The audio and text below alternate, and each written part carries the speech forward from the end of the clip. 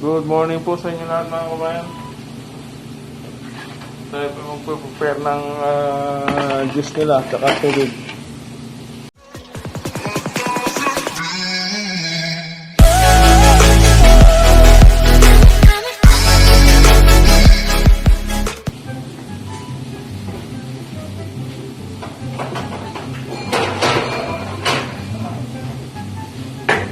Lagyan po natin baso.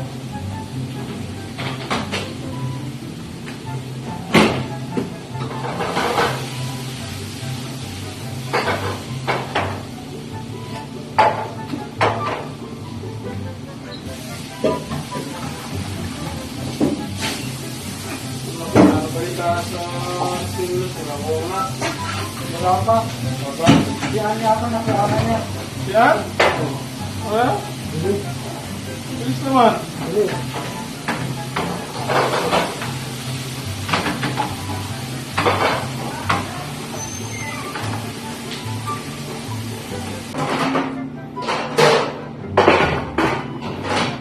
Ito po mga bayan, apple juice naman ha.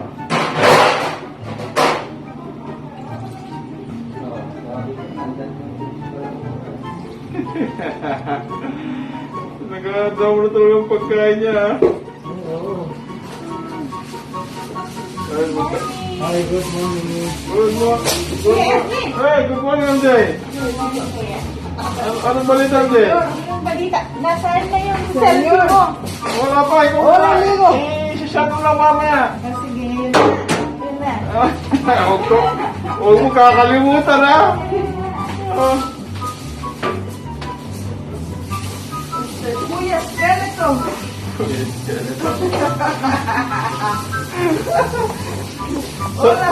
Say good morning, Gloria. Kaso yung black tea, $61 na. Kuya, nag-good morning. Say good morning, Anjay.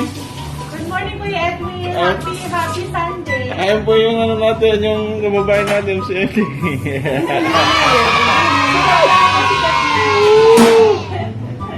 Look.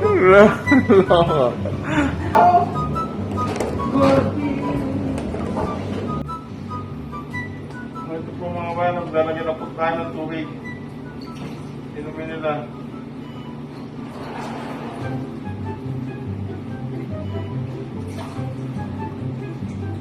Shoutout po sa inyo lahat mga bayan.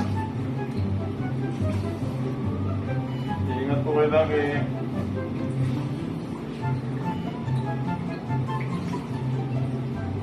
Saka po yung juice nila. Hinahanda na po natin saka yung coffee. Ito po ulit sa Pelon TV mga bayan.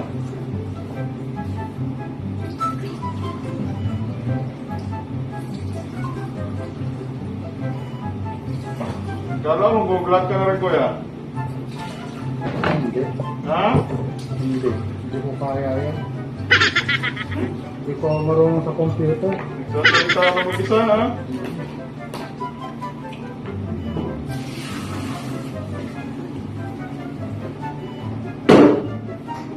Ito kuya. Kuya, gusto na niya mag-vlog eh. Sino? Okay. Bakit sino kuya ka? Lagi kang may sinasabi. Sino? Siguro eh. Oo. Hindi ka nawawalan sa mga sinasabi. Sabi ko sa kanya eh. Oo.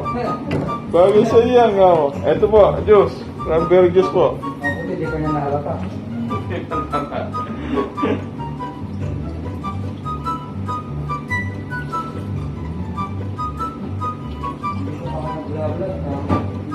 Nagpo-practice na nga eh. Mga niya, madali lang eh.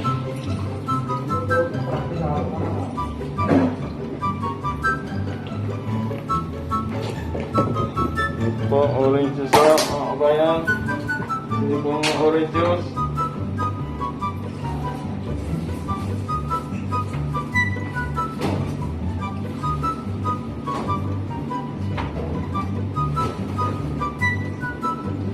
Yung mga ito. Ano ba? Parang sila ng pinakay, hindi natin nasarado.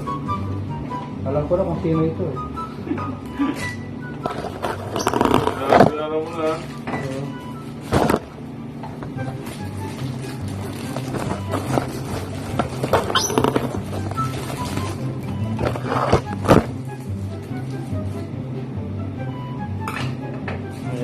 Sarap-saraping orange juice. Tapos ko din. Ano kabayan? Say good morning. Good morning. Good morning. Shout out. Good morning sa mga kababayan natin dyan. Sa Pinas. Yung po yung, Alam mo, puro trabaho dito. yung po yung cook namin. Walang pahinga.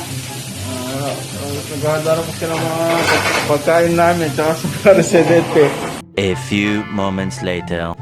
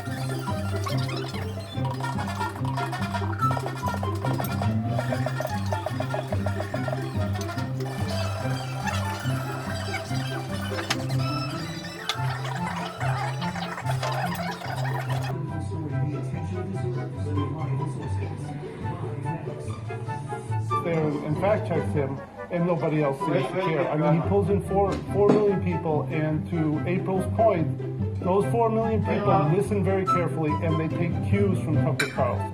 April, you were talking about the harassment that the people experience when they were called out by Carlson and by others on television, on Fox especially. What is the right reaction? How do you and others handle that? You can't ignore it because the numbers are so great when they come at you. But what you do, again, in order to save your life, you have to speak on it and call it out to show people what is happening. This is inhumane what he's doing, and we know a judge had to rule over Tucker Carlson when his attorney talked about him. He's not a news reporter, he's an entertainer. This entertainment value of Tucker Carlson is deadly, and Fox News should be ashamed of it because people's lives are in jeopardy. We saw the threats that came into reality on January 6th because a poisonous witch's brew was stirred by Tucker Carlson and others over there. And Tucker's going to say you're just trying to shut him down, silence him, kick him off cable. You know, I don't think anyone is actually I don't have that power. claiming that. I don't think any company is actually going to remove Fox News from the cable lineup. But there are these questions about Fox as Fox radicalizes and as it becomes even more and more of a political tool. Zerwick, you wrote a column recently for The Sun about this, saying Fox should be viewed as a political tool, and that raises the question: should it be a part of the White House? Should it be afforded the privileges that come with news gathering? Even though they do have some news reporters at the White House, you're saying they're primarily a political tool. So should that be reassessed, Zerwick? And listen, I really do. I think it's a discussion we need to have. Look, I didn't say it. Lachlan Murdoch said they're the loyal opposition. You look it up in the dictionary. Loyal opposition is a political term. It's the party that opposes the party in power. But even in that system, primarily parliamentary systems, it says that they share the same larger values for the culture and the society. Listen, when you put people on your show telling the big lie, as they did with the former president, when they put him on, putting that lie on, for people who tried to shut down the government on January 6th. You're not supporting democracy. You're not supporting the larger values of this country. They don't even stand up as a opposition party. But there's nothing journalistic in what Lachlan Murdoch said. And you know what? I say, hey, you know what? Let's take them at their word. Let's not let them on the plane. You want to let the Proud Boys on your plane, on Air Force One? No, I don't think so. These guys are doing the same thing. All right, you're going to get attention for that. I appreciate everybody coming here. Thanks, Brian. I needed that. I see you're up first after the break. Coming up, breaking news about Biden's next Meet the Press moment, plus the story that affects every other story we cover here, the fight for voting rights in America. Two experts will take on the media's coverage next. Still your best friend, and now your co-pilot. Still a father, but now a friend. Still an electric car, just more electrifying. Still a night out, but everything fits in. Still hard work, just a little awesome. Still a legend, just more legendary. Chevrolet, making life's journey just better. Antibacterial or moisturizing body wash? Definitely moisturizer. Antibacterial. Can I have both? New Dove Care and Protect body wash eliminates 99% of bacteria and moisturizes for hours. Too cool. Keep it. New Dove Care and Protect. Zero compromise. At Fidelity, you'll work with an advisor to help you build a flexible wealth plan. You'll have access to tax-smart investing strategies. And with brokerage accounts, online trades are commission-free. Personalized advice, unmatched value. At Fidelity, you can have both.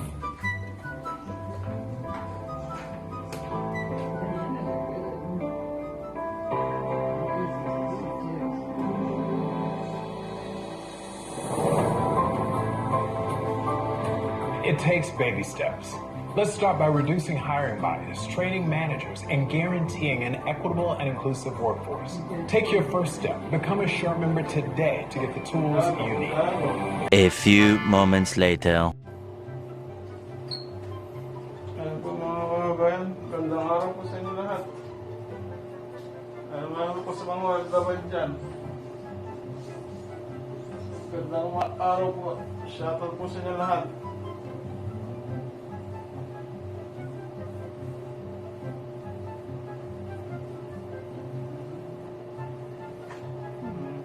Magandang araw naman po. Tayo maglilinis naman po ng banyo.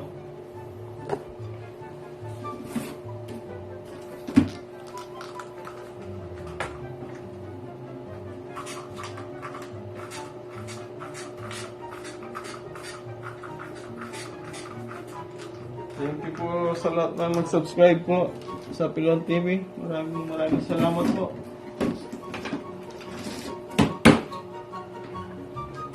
Ito pa nag-subscribe na po kayo. Pelon TV po.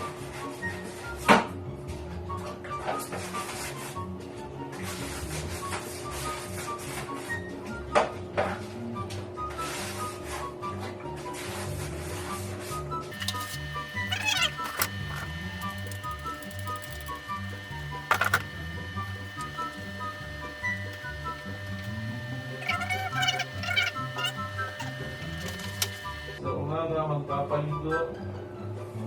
Tapos mag-get-up. Tapos magtulungan po natin yung cook. Tapos po, magpapakain. Yun po, tapos mag-break na po tayo, breakfast. And then, eto na, maglinis na tayo ng banyo. Kailangan po, matapos na natin ito bago mag-alas 12.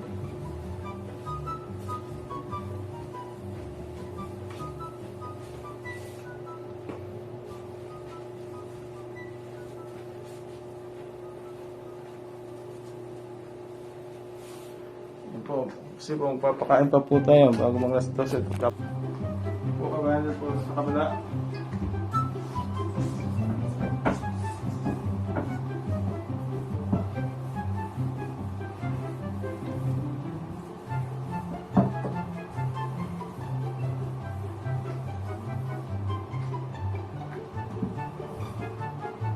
Pelon TV po, subscribe po kayo Pelon TV. Thank you po. Maraming salamat po.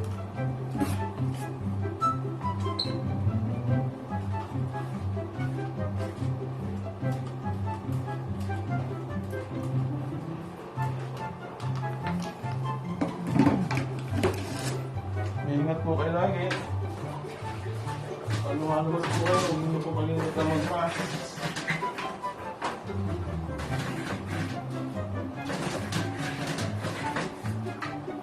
Mahirap na po kabayan. Ingat-ingat po. Ako'y nagkita ko kung nahihirapan yung mga residente namin.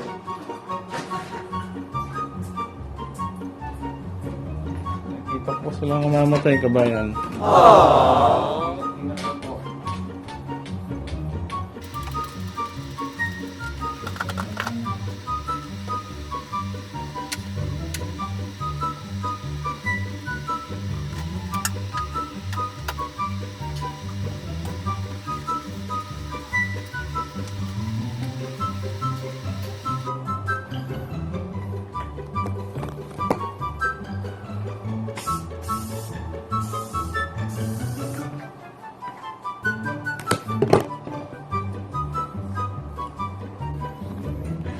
Kawan, time check kawan, 11:30. Tama lang ho. Tapos naman tayo, mga bayan.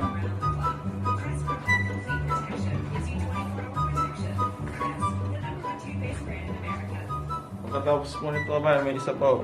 Tapos ho, tatapon tayo ng basura.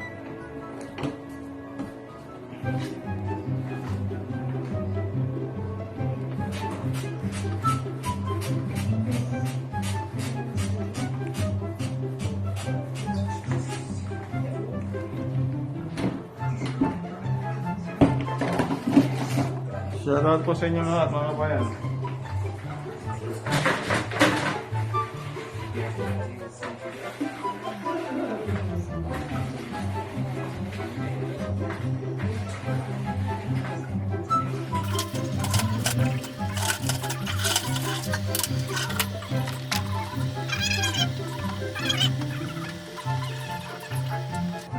Boss, kabila ko tayo, kabila.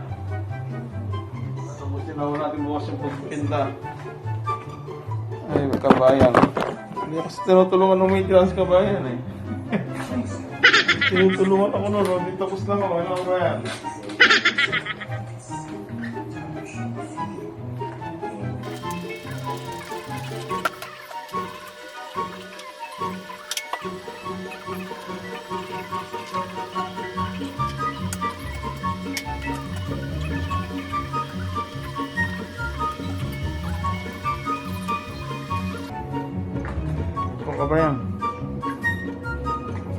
A few moments. On Capitol Hill, and this is CNN. Closed captioning brought to you by TheraWorks Relief. Prevent and relieve muscle cramps. If you're suffering from muscle cramps or muscle spasms, you need to try TheraWorks Relief.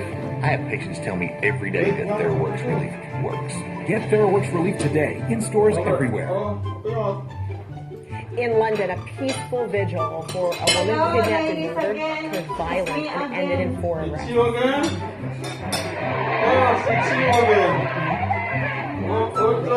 Large crowds last night for breaking COVID protocol. The vigil was meant for mourning murder victim Sarah Everett. Well, London's police chief faces now calls to resign following the conflict. The vigil was canceled by organizers Saturday, but people showed up to peacefully pay tribute anyway, including Kate Middleton. Everett disappeared earlier this month while walking home, sparking a national debate about female safety on Britain's streets. A London police officer was charged with allegedly kidnapping and murdering a 33-year-old woman. CNN's Nina Dos Santos has more from London. London's main law enforcement body, the Metropolitan Police, has been coming under increasing pressure since scenes like these on Saturday night, when, despite the fact that protesters were peacefully holding a vigil in memory of a young London woman who was snatched from the streets 10 days ago, they still felt the need to intervene, pinning masked women down on the ground, then handcuffing them and leading them away. This because they said the protest was in breach of COVID regulations and presented a health hazard to the public. Well, the death of Sarah Everard, a woman who was just walking home from one residential part of the capital to another at 9:30 p.m. has galvanized the entire country into a broader conversation about toxic and dangerous misogyny and the consequences of that type of behavior. Many women shared their stories of being unsafe on the capital streets, and many men also thought about what they could do to try and help their plight. Essentially, women have a curfew now. Yeah. As soon as it gets dark out, you either have to be with someone or you have to be home. I think more men need to be not just like the obvious things like